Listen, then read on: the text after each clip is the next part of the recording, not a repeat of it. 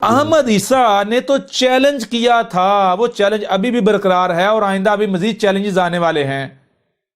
احمد عیسیٰ نے تو کہا اپنے ملاٹوں کو بلوں سے نکالو، اور یہ تو تمہارے جو ملاٹے ہیں ان کو بلوں سے نکالو، ان کو کہو احمد عیسیٰ کا رد کریں، احمد عیسیٰ کو کذاب ثابت کریں۔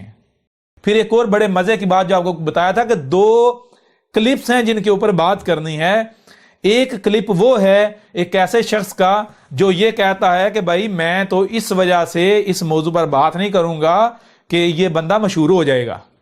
مجھے اکثر لوگ رابطہ کرتے رہتے ہیں، یہاں تو میرے بھائی آئے دن کوئی نہ کوئی فتنہ اٹھتا رہتا ہے کہ جی فلاں فتنے کے اوپر لیکچر ریکارڈ کروا دیں۔ آج کل بھی ایک شخص یعنی مارکیٹ میں ہے، میں اس کا نام بھی لے کے اسے مشہور نہیں کرنا چاہتا، یہ اتنے بیوقوف لوگ ہیں ہمارے بھی ماشاءاللہ مسلمان۔ ایک بندہ گاؤں میں بیٹھ کے ایک ویڈیو بنا کے چڑھا دیتا ہے جس کو کسی نے دیکھا ہوتا، اور پھر وہ لوگ جن کے لاکھوں سبسکرائبرز ہوتے ہیں وہ پکڑ کے اس کو مشہور کر دیتے ہیں، جی اس نے دعویٰ نبوت کر دیا ہے اور یہ دیکھیں وہ سب لوگوں میں فتنہ پھیل جاتا ہے۔ یہ کوئی اسلام کی خدمت نہیں، میں یہ حرکت نہیں کرتا۔ اس کو ایک اہل حدیث ملاٹے نے چیلنج کیا مباہلے کا۔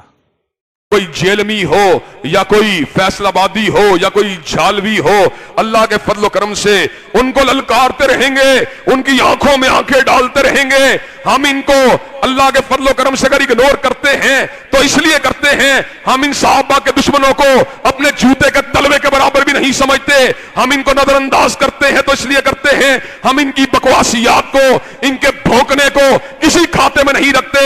اگر ان کو جرت ملتی ہے تو اللہ تعالیٰ کے فضل و کرم سے صحابہ کی صحابیت کے اوپر کوئی جیلمی ہو یا جالوی ہو، مرتے دم تک عظمت رسول اللہ کے اوپر اور عظمت صحابہ کے اوپر ان کو مباہلے کا چیلنج دینے کے لیے تیار ہیں۔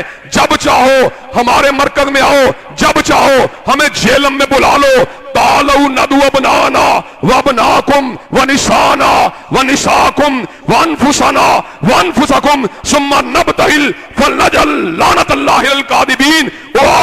ہمیں ہم تمہیں زندگی کے آخری سانس تک مباہلے کا چیلنج دیتے ہیں۔ جو صحابہ پہ تبرہ کرنے والا وہ اس کا ایمان، اس کو اپنے ایمان کی فکر کرنی چاہیے۔ جو صحابہ کے ایمان کی تنقیص کرنے والا اس کو اپنے ایمان کا جائزہ لینا چاہیے۔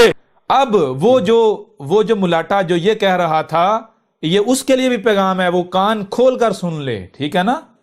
یہ اس کے لیے نہ صرف اس کے لیے پیغام ہے بلکہ وہ آنکھیں اور کان کھول کر سن اور دیکھ لے کہ یہ اس کے پاس آخری موقع ہے۔ بعد میں پچھتائے گا، وہ چیخے گا، وہ ایسا ذلیل ہوگا کہ وہ سوچ بھی نہیں سکتا، ٹھیک ہے نا؟ بہرحال اس نے آگے سے جواب کیا دیا؟ اس نے جواب یہ دیا کہ بھائی میں مباہلہ نہیں کروں گا۔ کیوں؟ اچھا وجہ کیا پیش کی؟ وجہ یہ پیش کی، کہتا ہے کہ مباہلہ کرنا نبی کا کام ہے۔ مباہلہ کرنا کس کا کام ہے؟ نبی کا کام ہے، غیر نبی کے لیے مباہلہ جائز نہیں ہے۔ اگر وہ کرتا ہے تو وہ بہت بڑا جرم کرتا ہے۔ لاہور کے ایک اہل حدیث عالم ہیں جو زیادہ تر ننگے ساری نظر آتے ہیں، جمعۃ المبارک کے خطبہ کے اندر انہوں نے آپ کو مباہلہ کا چیلنج دیا ہے، اور سورہ آل عمران آیت نمبر 61 کو پڑھ کے انہوں نے کہا جی کہ ہم انجینئر صاحب سے مباہلہ کرنا چاہتے ہیں، وہ اپنے بیوی بچوں کو لے آئیں، ہم بھی اپنے بیوی بچوں کو لے آتے ہیں۔ پہلی بات یہ کہ یہ جنہوں نے سوال کیا نا جی، جن کے بارے میں کیا ہے، پہلے تو ان سے ہی جا کے یہ سمجھیں کہ مباہلہ کیا ہوتا ہے، اور وہ ذرا مباہلے کی تفصیلات بتا دیں۔ یہ جو آپ نے کہا نا کہ بیوی بچوں کو لے، تو بیوی تو نبی علیہ السلام کو لے کے ہی نہیں گئے تھے مباہلے میں۔ آپ اس کے اوپر ہی صرف ڈسکشن کریں گے، آپ کی پوری ڈاکٹرائن ختم ہو جائے گی آل امیہ کو بچانے کی۔ قرآن پاک میں یہ میں پہلے آیت پڑھ کے آپ کو سناتا ہوں۔ یہ سورہ آل عمران کی آیت نمبر ہے 61۔ اعوذ باللہ من الشیطان الرجیم، بسم اللہ الرحمن الرحیم۔ اس کا کانٹیکسٹ آپ سمجھ رہے ہیں، سورہ آل عمران کی شروع کی جو آیات ہے نا، تقریباً 50 کے قریب، یہ نبی علیہ السلام کو عیسائیت کے جو نظریات میں بگاڑ تھا نا، اس کے حوالے سے اللہ تعالیٰ نے ایجوکیٹ کیا۔ اور نجران کے کچھ عیسائیوں کا وفد نبی علیہ السلام کو ملنے کے لیے آیا کہ یار ایک نئی دعوت کھڑی ہوئی ہے۔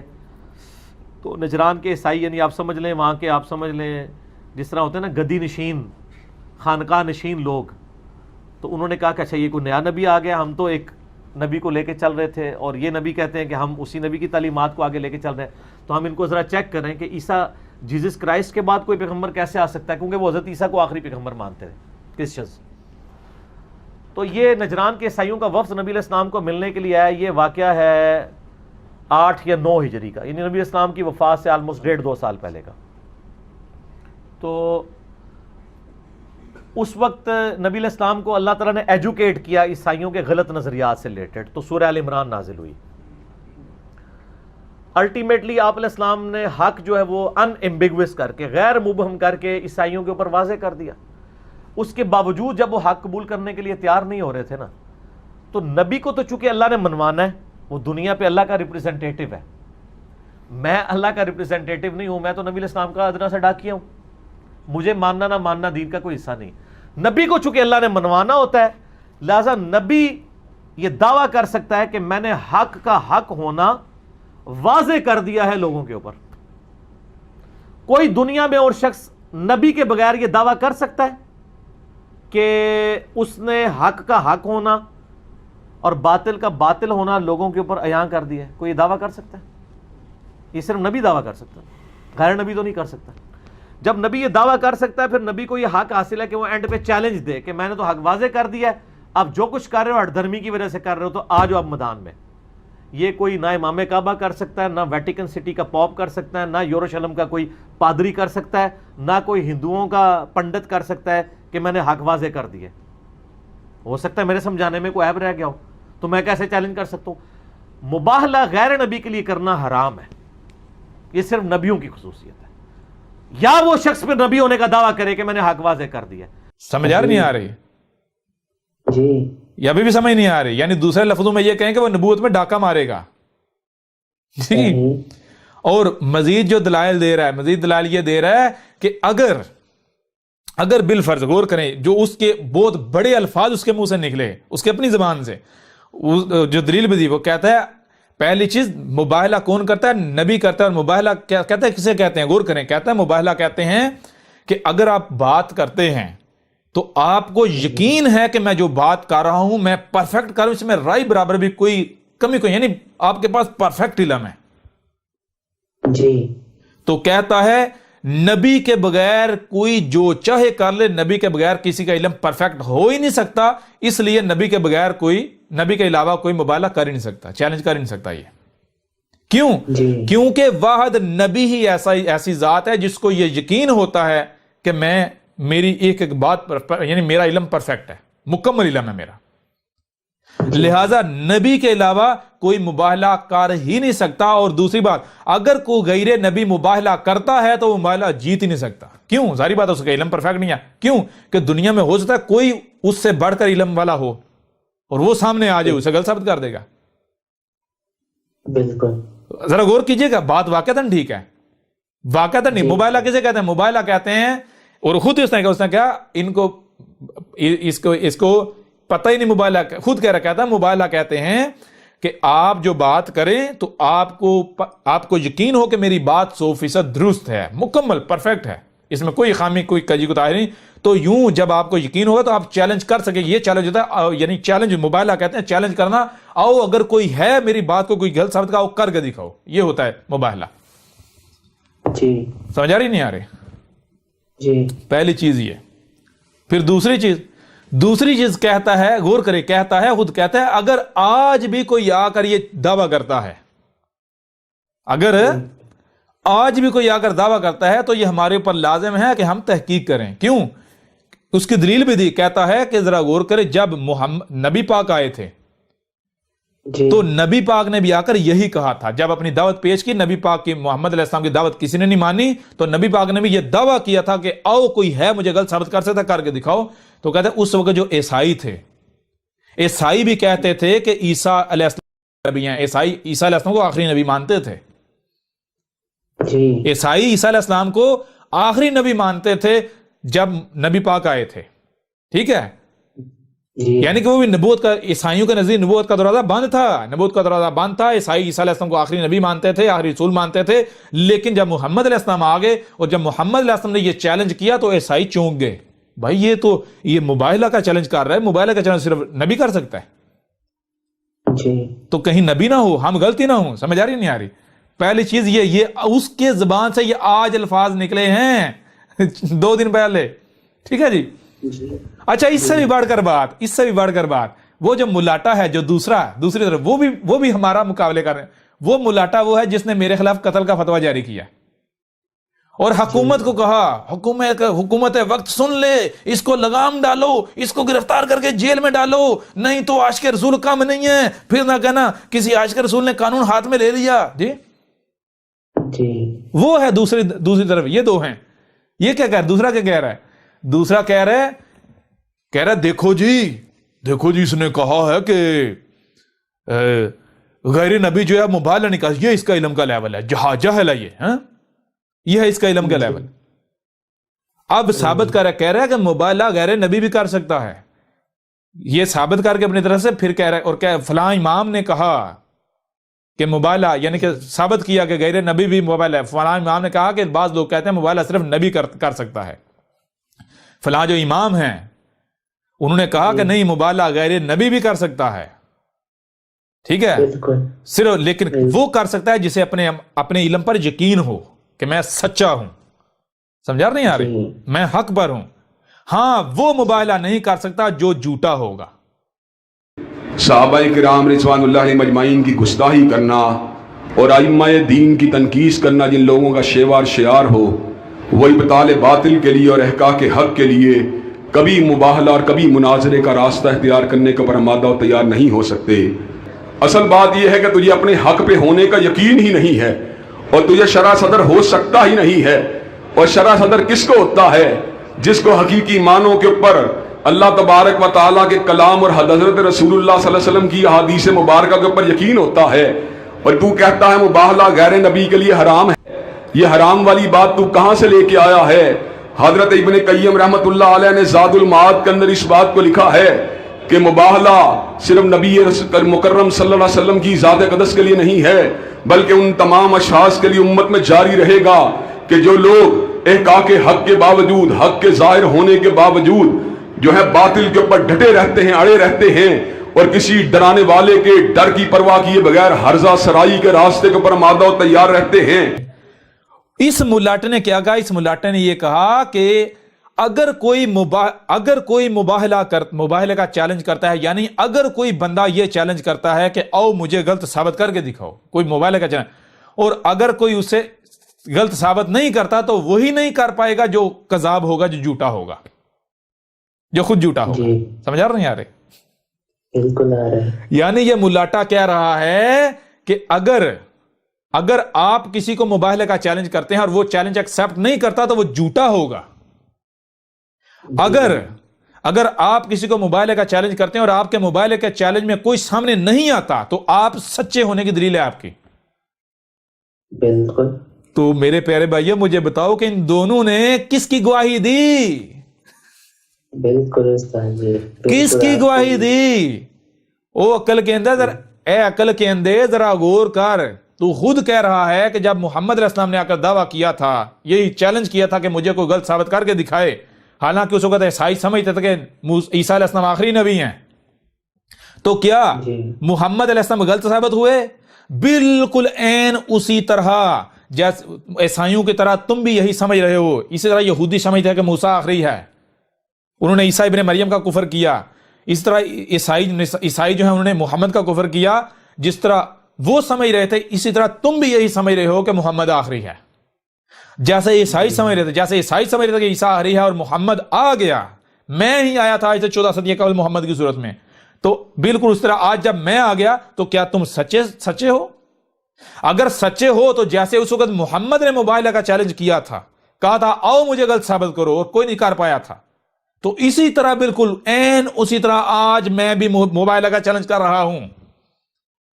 میں بھی مباہلہ کا چیلنج کر رہا ہوں, اور آج کا نہیں کیا, اب تو کتنے مہینے گزر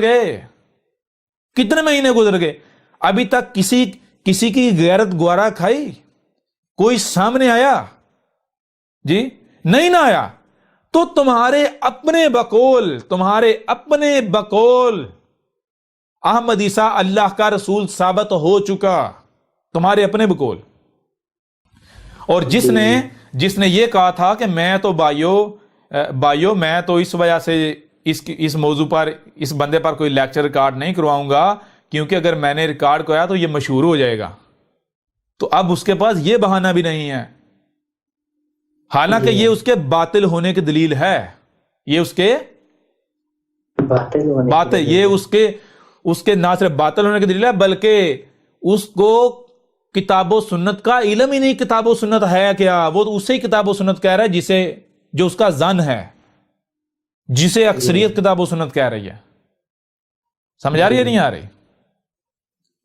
اسے تو قرآن کا نہیں پتا. مثال کو اگر آپ یہ کہتے ہیں کہ جی فلاں جو ہے، اگر مثال ہو اگر کوئی بندہ سامنے آتا ہے وہ کہتا ہے جی میرے پاس حق ہے، وہ دعویٰ کرتا ہے حق کا، وہ آپ اس وجہ سے کہتے ہیں میں اسے جواب نہیں دوں گا کہ بھائی وہ مشہور ہو جائے گا، اسے کوئی جانتا نہیں ہے. تو مجھے یہ بتائیں کہ کیا یہ حق ہونے کی دلیل ہے؟ آپ کے حق ہونے کی دلیل ہے یا آپ کے باطل ہونے کی دلیل ہے؟ قرآن تو یہ کہہ رہا ہے کہ ہر ایک کی سنو، ہر ایک کی سنو، اور پھر عمل کس پر کرنا ہے؟ کس کے پیچھے چلنا ہے؟ جو احسن ہے، جو سب سے ٹاپ پر آتا ہے. قرآن نے یہ نہیں کہا کہ صرف ان کی سنو جو فیمس ہیں. پھر ایک اور چیز مجھے یہ بتائیں، اگر ان کی اس دلیل کو مان لیا جائے تو جب بھی جو بھی رسول آیا وہ کون سا رسول آیا تھا تو فیمس تھا؟